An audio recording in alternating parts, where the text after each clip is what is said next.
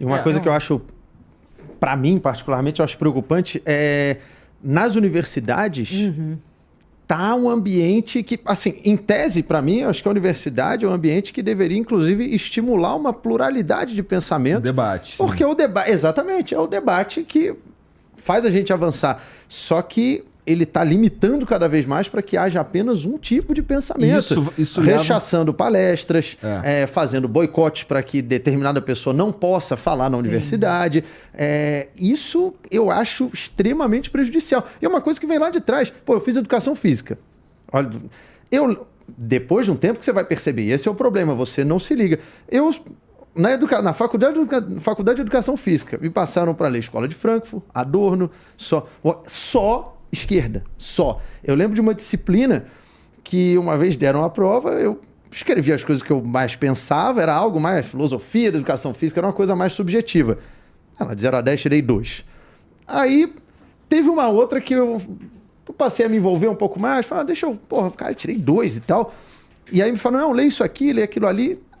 Pois bem, veio uma outra prova que eu escrevi, eu falei, cara, eu devo ter ido muito mal. Eu escrevi eu nem faço ideia do que eu estava escrevendo, mas era de um texto que o professor mandou ler, alguma coisa. Eu lembro de umas frases, a greve é um raio de sol no teto cinza do operário e tal, os negócios. Eu falei, cara, eu devo ter ido mal pra caralho, tirei 9,5. Ou seja, quando eu estava pensando, eu me dei muito mal. Quando eu estava pensando, escrevendo o que eu acho e tal, raciocinando, 1,5.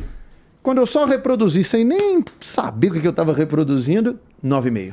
Eu acho e aí você vai estimulando o aluno e fala, pô, o caminho é esse. Mas é marxismo cultural. Eu li isso na educação física. Falava que os textos tinha que escrever. Não é ele. É ele ou ela. Você tem que incluir o masculino e o feminino, porque ainda não tinha o elo. Ainda não tinha isso, veio depois. Mas isso lá em 2000. 2003 já tinha isso. Na faculdade de educação física. O que dirá na faculdade de humanos. Imagina eu, que fiz jornalismo na USP. Nossa.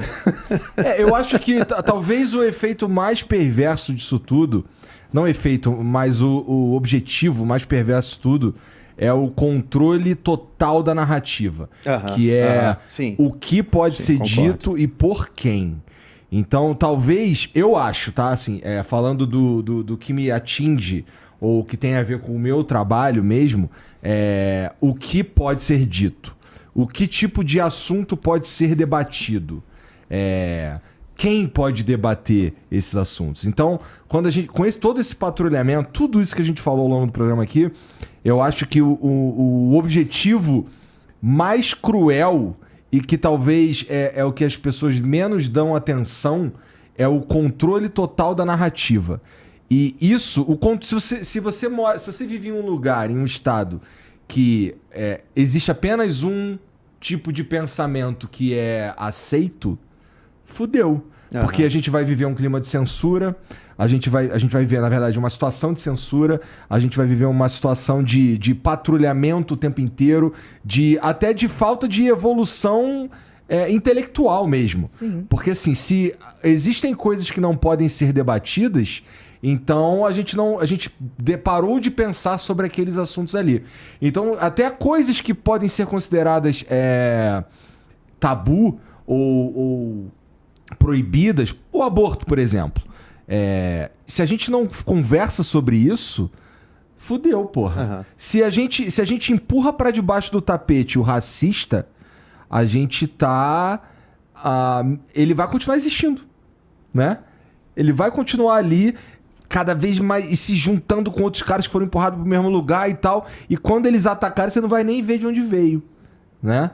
Então, assim, eu sinto que a falta do diálogo e a maneira como as discussões acontecem, de certa forma, nas redes sociais, principalmente, são talvez o efeito mais perverso de tudo isso que a gente está conversando aqui até agora. Porque, vamos lá, uma empresa que usa do identitarismo para ganhar dinheiro, não sei o quê. São efeitos de merda, mas o controle da narrativa é o pior de tudo. Porque quando a gente chega num lugar que a gente não consegue mais expor o que a gente pensa de verdade e que a gente tem vergonha de expor o que a gente pensa de verdade, aí eles ganharam totalmente, sabe? Aí essa cultura, woke e tudo mais, aí quando eles te calaram, eles ganharam totalmente.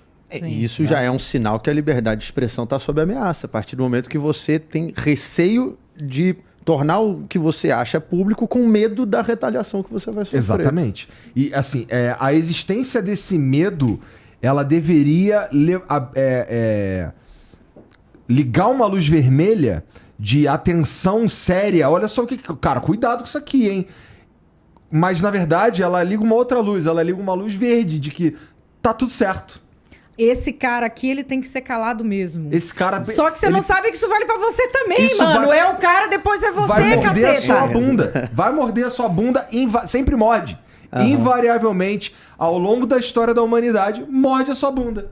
Então, se você tá calando alguém, você vai perder daqui a pouco. Porque vão te calar. Até porque quando você faz parte da cultura do cancelamento, pra dar uma reduzida na parada, quando você faz parte da cultura do cancelamento, você tem que viver é como se você estivesse em estado de sítio permanente. Sim. Você não pode vacilar em nenhum momento. Você não pode vacilar em nenhum momento. Então a patrulha, até a autopatrulha, ela vai te destruir. A sua alma vai destruir quem você é. Porque você para de ser você mesmo e passa a ser só um avatar de virtudes. E você para de ser humano. Porque o humano é um arrombado. O ser humano é um arrombado. Sim. Né? Sim. Então, cara, se tudo que acontece nas redes sociais te deixa feliz, dá uma repensada. E eu tô falando isso assim, de coração, dá uma repensada. Porque vai morder sua bunda. Porque morde, invariavelmente. Sabe, né? Tem um capítulo do livro que chama A Era de Ouro do Zenfascismo. Zenfascismo? Zenfascismo. Porra! Quem apresentou... Não. Isso é um termo antiquíssimo. Quem me apresentou esse termo foi Cláudio Manuel, seu Creyson. Beijo. O subtítulo do meu livro é Como o Identitarismo da Militância Tabajara Ameaça a Democracia. E o Cláudio Manuel, como seu Creyson, atestou que esse é o verdadeiro militantator identificator Tabajara. Você traçará uma linha entre o que é militância e o que é firula, o que é identitarismo, o que é comércio. Porque a militância, ela é legítima. Sim. O problema é que ela foi...